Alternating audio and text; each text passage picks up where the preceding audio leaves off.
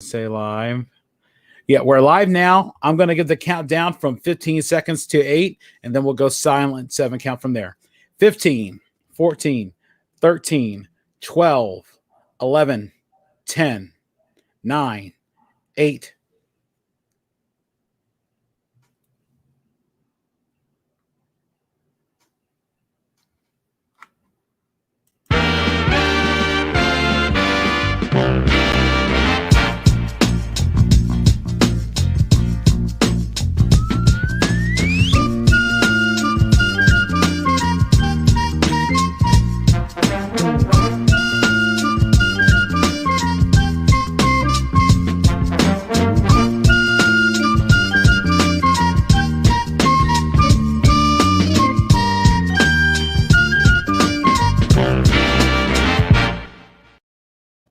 Good evening, everyone. I am Earl Holland. This is another Sports Refuge Podcast live stream, and we are focusing on the MLB playoffs. And of course, this is going to be part of our compilation of interviews of fans of teams in the playoff hunt. I know, and it's going to be really, really busy, especially in the National League as things are starting to shake out, especially that wild card, as there are about 4 or 5 teams fighting for that one spot, and it could shift on a daily basis. And one of them are the St. Louis Cardinals. And here with me to talk about the Cardinals and their season and their chances for the postseason is Cardinals fan Willie Marks. How you doing, Willie?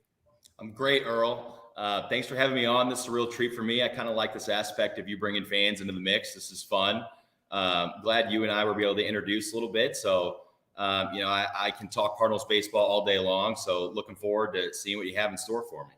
Oh, yeah, definitely. And I always tell people that the questions are pretty simple and nothing, that would be akin to torture or anything like that. Pretty easy, especially as diehard fans go. Awesome. Yeah, let's go. Let's get right into it. What do you say? Let's start about it. Oh, Willie, now, how did you become a Cardinals fan?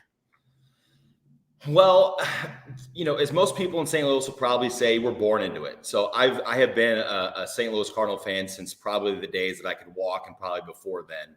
I have a picture out there of me as like a 2-year-old decked out in Cardinal gear that I like to show people from time to time.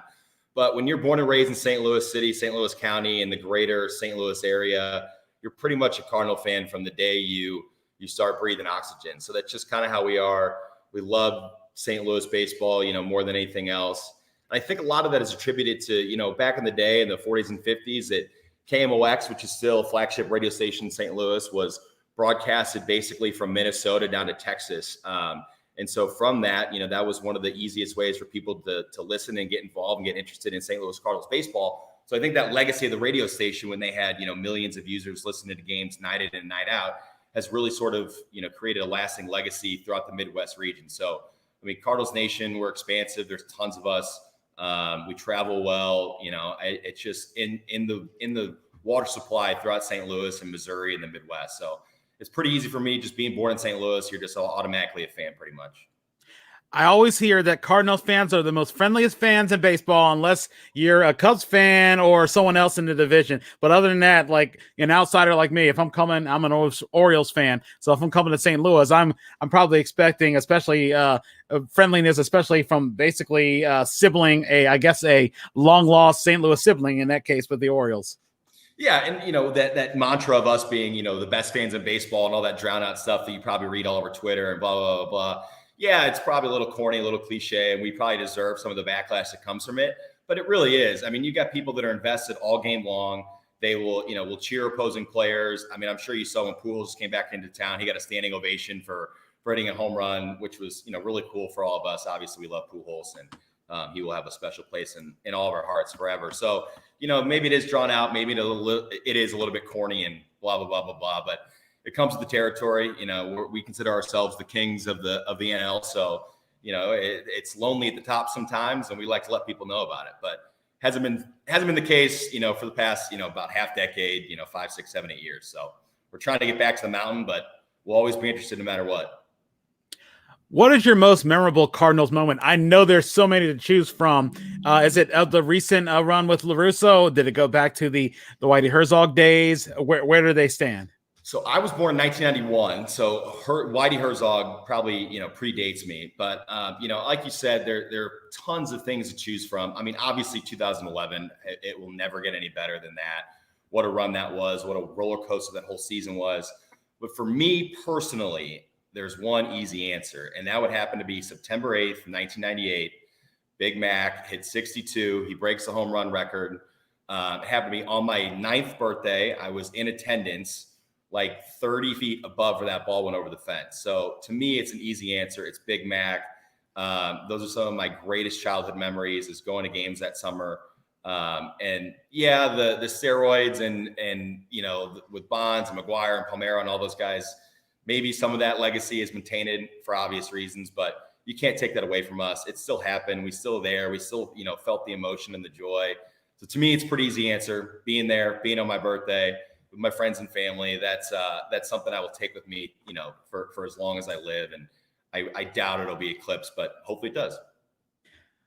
Expectations coming into the season. What were you thinking for the Cardinals? I know that a very competitive division, notwithstanding, not counting Pittsburgh in that case, but everybody else was very, very excited. Everybody had a lot of optimism. What do you think was in store for the Cardinals?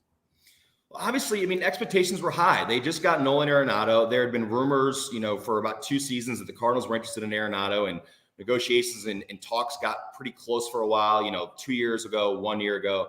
So when we started hearing rumors that Arenado was back in the mix for the Cardinals, I kind of just shrugged my shoulders, so, been here, done that. I wasn't really expecting much. They didn't make any major changes other than that. Once Arenado, the deal went through, obviously, we were super excited. We're getting some of the pitching healthy. Jack Flaherty's in a contract year, so you knew that he was going to try to put his best foot forward. We had Yachty back for a year. Adam Wainwright's been fantastic. He is actually probably as a legitimate case as far as getting Cy Young votes go. So with all those things in place, we were really excited. In April, we had a good April. We were in first in the Central. We knew the Brewers would be tough. We knew the Reds would be tough. We didn't really know what the Cubs were going to do at the time to start the season, but obviously we've seen what they've done, and they've sort of taken themselves out of the mix. But they were really high for a while. And then I would say as the season progressed, I had buddies that were basically betting the Cardinals every single day because we were so confident in the Cardinals. And that probably lasted about, probably 4 weeks until we saw what the team makeup really was. But, when we got into the later stages, Aaron Hicks gets hurt, which is a tough blow. Flaherty obviously going down for an extended period of time was tough. Not having Michaelis, not having Dakota Hudson, who were, sort of pillars in the rotation for the last 2 years. That was a tough road for them to overcome.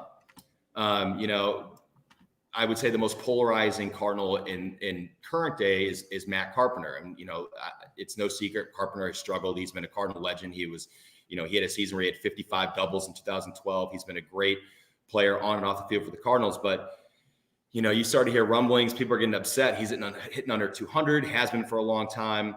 The rotation was kind of lackluster, and the team just didn't really have a whole lot of spunk. If you would have told me the season that Tyler O'Neill would be having the season that he's having, if Waino was pitching this well, I thought we would have run away with the Central, but that just hasn't been the case. The pitching hasn't been good. We've been walking way too many people. I think we're going to set a National League record for most walks with the bases loaded in Major League history. Since they've been keeping the statistics since like the 20s. So expectations were high, but they kind of quickly dissipated, sadly. Was there a point you felt like they weren't going to make the playoffs? Yeah, recently when I think it was 2 weeks ago, they gave up a walk-off 2-run home run to some guy I'd never heard of from the Pirates in PNC Park. He hit the thing like into the middle of the river. So that was a tough blow in a game they were leading outright. They lost another couple games to the Cubs earlier than a couple months ago when they had commanding leads into the 8th and 9th inning and throw those away. That's been really the biggest problem for the Cardinals, is holding on to late inning leads. And most recently when Daniel Vogelbach hit one into the second deck for a walk-off grand slam, which is just a demoralizing game, early in September against a division rival and somebody you got to chase. So, I think that's pretty much been the summary of the Cardinals season. And I don't know. I'm hopeful. I can't believe there's still only 1 game back. I really am shocked. It's kind of stunning, to be honest, that nobody seems to want to take this last wild card spot. So, I think 2006 and 2011 have kind of broken my brain as a Cardinal fan. 2006, they were the worst team statistically ever to get into the playoffs and wound up winning the World Series and winning in 5 games. And then obviously in 2011, when they were 11 and a half games out to start August, get in on game 162, and then do what they do in the playoffs against the Brewers and against the Tigers. I mean, it was just you never know what's going to happen. And so I'm hopeful, but not as hopeful as other years. I think the Reds' schedule is probably way too easy. I think our schedule is probably too hard, and the Padres have basically an impossible final stretch. So we'll see what happens for them, but that's kind of where I am. Was there the optimism for the playoffs at one point? I mean, there still is, and who knows what'll happen going down to 162. Yeah, I mean, why not? We're 1 game out, right? So why not be optimistic? You never know what's going to happen. But again, I think that the Reds' schedule is probably going to be the deciding factor. You look at it, they've got, I didn't have it pulled up, but I don't know if they play another winning team or a team with a winning record the rest of the way. And when we've got, a 4-game set with the Brewers, and we got another 3-game set with the Padres, that I think that'll ultimately be the difference. But again, Cardinal Magic, the voodoo sauce, whatever it is that we have here, could strike at any time, and maybe the Cardinals get hot and can pull it out down the stretch. But I'm keeping my guard up. I'm not anticipating much, but crazier things have happened. If the Cardinals make the playoffs, who do you feel like they match up the best with in the National League? Good question. I would probably say the Padres, just because they've been struggling so bad. I mean, Tatis is a monster, obviously. I just don't think their pitching's as good. So I think in a short series, you can maybe get the Padres. I know the Cardinals are overmatched against the Giants and the Dodgers, so hopefully we could avoid them, until a championship series. I'd love a crack at a division team, like the Brewers. I know their pitching is unbelievable, but in a short series, maybe they get an outstanding start out of Waino and Flaherty and see what happens from there. I know how good they are. I know Counsell's a great manager. They made some pretty awesome moves at the trade deadline, getting Willie Adames and some other aggressive moves that I think is, going to have them contend deep into the postseason. But I would say I'd be fine with a short series against the Padres, and hopefully we can get the Brewers and then just see what happens from there. Who's the team that you don't want to match up with in the playoffs that you don't want to see? I assume whoever comes out of the NL East hasn't been mentioned. I don't know if they're going to be scary either, because they're pretty much battle tested. And I know whoever wins the West and the first wild card are going to be scary as well. Yeah, the East is interesting. I don't think any of those teams are really any good. I mean, the Mets are their own worst enemy. The Phillies, they come and go. They get really hot. They get really cold. And the Braves, they'd be great, but with no Acuna, some of their pitching's been hurt recently. So, you'll take your chances with the East, and this is my Cardinal brain speaking, but we've bullied that division around for a long time. Beat the Phillies in the playoffs, beat the Braves 2019. They don't scare me. Maybe that'll come back to haunt me, which is fine. I'll take that. But yeah, definitely not as nervous against those teams as you are like the Dodgers. I mean, the Dodgers are so good. I can't believe the Giants have held them off for this long. You got Scherzer and Turner at the deadline. You got another Turner that's amazing. Cody Bellinger having a shocking year, obviously, but they have tons of firepower with Seager and their pitching. And I mean, they're ready to go. They've been through this before. They got over the hurdle. So, I think the sky's the limit for the Dodgers for sure. I know a couple of questions. One regarding the Dodgers. I know when the talk of Pujols getting released by the Angels came up, did you think a possible reunion would have been in the cards? No pun intended there. Oh God. I mean, if you go to my Twitter account, which basically all I do is vent about Cardinals baseball, I was like, I've listened to enough John Mozeliak quotes in my life, and I thought it was a sure thing. I thought no questions asked, they would go get him. They said right away, how couldn't they be interested? I was so excited. I was ready to go back to, as many games as I possibly could. And then I see if I could understand an AL team signing him, right? You can DH him all the time. You don't have to play him at first base all the time. But when he was signed by an NL team like the Dodgers, I'm like, how in the world did the Cardinals let this happen? I mean, ticket sales have been down this year. I'm sure they're down all across baseball with COVID and the Delta variant and everything else. But I couldn't believe it. When I saw reports afterwards, after Pujols had signed with the Dodgers, that the Cardinals never even called him. And so I was just dumbfounded. I was so excited that he was going to come back to St. Louis, ride the red carpet all the way to the Hall of Fame. And it was going to be, this great, homecoming story. But again, stunned. Couldn't believe the Dodgers pulled the trigger and the Cardinals weren't even on the radar, apparently, from all the reports that I've read. So I was sad. I was shocked. But I'm holding out hope that maybe he'll sign a 1-year deal next year, but we'll see. Yeah, and it's a weird thing. I always saw the Pujols signing sort of like that weird time that Jim Thome played for the Dodgers, where he's just that power bat off the bench. And so far, Pujols has really, when he comes off the bench, he really has made an impact. Watching that Giants game a week or so ago, and it was just, he found the fountain of youth, especially when it comes to especially playing sparingly. And he comes up in the clutch. I know his health is one thing, but man, you put him in the batter's box with 2 feet on the ground, and he's healthy. He can still get you a big hit and a big home run at any time. And he basically raised me on big hits and big home runs. So, for those 10 years that he was in St. Louis, I think it's the greatest 10 years in the history of the game. But again, I'm biased. I get it. I'll take all the backlash you want. But yeah, it was a real letdown. I'm really sad he's not there, but it was cool. I got to go to a couple games when he wasn't back in St. Louis. So I hope it's not the last time he plays a game in Busch, but at least I can say that I was there and got to send off, my childhood hero. One more question before we go into the predictions of the World Series. Looking at last year's playoffs, where the Cards were in the playoffs, and it looks like, with the exception of the Pirates again, I know that there's probably some Pirates fans out there that won't be happy, but I think they'll tell you the truth as well. That basically the playoff order, those teams, it seems like it's been in reverse, where it was Chicago, St. Louis, Cincinnati, Milwaukee. Now it's Milwaukee, Cincinnati, St. Louis, Chicago. What do you think was different between this year and last year? Just was it just the lack of another 102 games to let everything filter out, or what would you say? Yeah, I don't know. That's a good question. I need some more time to think about it. But I think, I have my own personal thoughts about this Cardinal team. And I think they lack, and I don't want to name names, but I think like this old guard. And again, I love Adam Wainwright. I love Matt Carpenter. But, you see like how Tatis plays the game, right? With this unadulterated joy and this passion he brings to the sport. And I think that the Cardinals, and I don't know if it's intentional, I don't know if it's,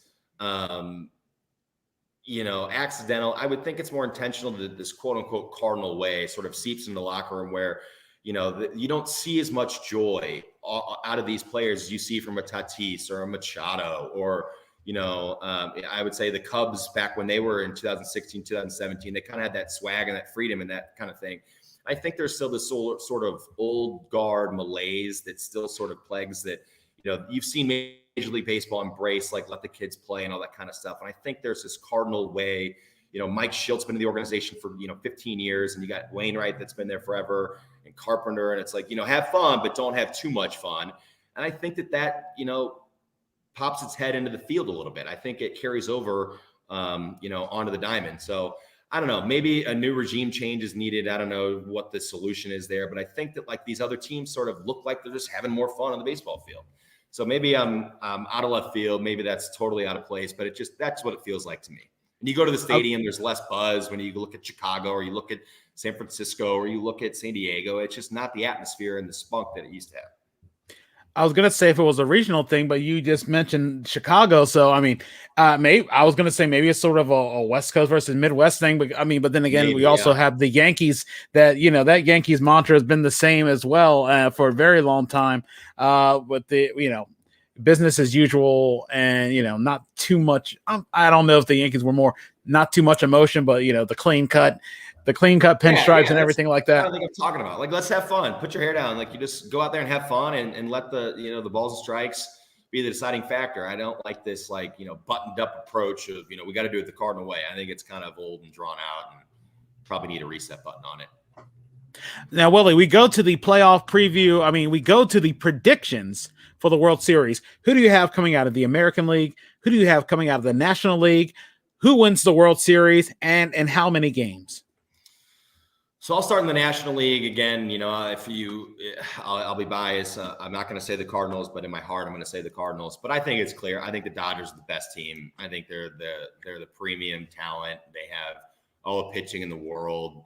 Walker Buehler, Scherzer. It's been amazing they were able to get Scherzer and Trey Turner at the deadline. The rich get richer. I think they're clearly in a class of their own, even if they're not in first place in the West. I think once they get in, that they'll blow everybody out of the water. In the AL, granted, I'll admit I don't follow as closely just because I follow the Cardinals in the Central. But I'm just going to say the White Sox just because La Russa, my boy Lance Lynn, love those two guys. Abreu, I think they got the pitching depth, and I think they got the lineup to get it done. So, anybody but Yankees, Red Sox is good enough with me. I'll take the White Sox if they want to win it. How many games do you have them?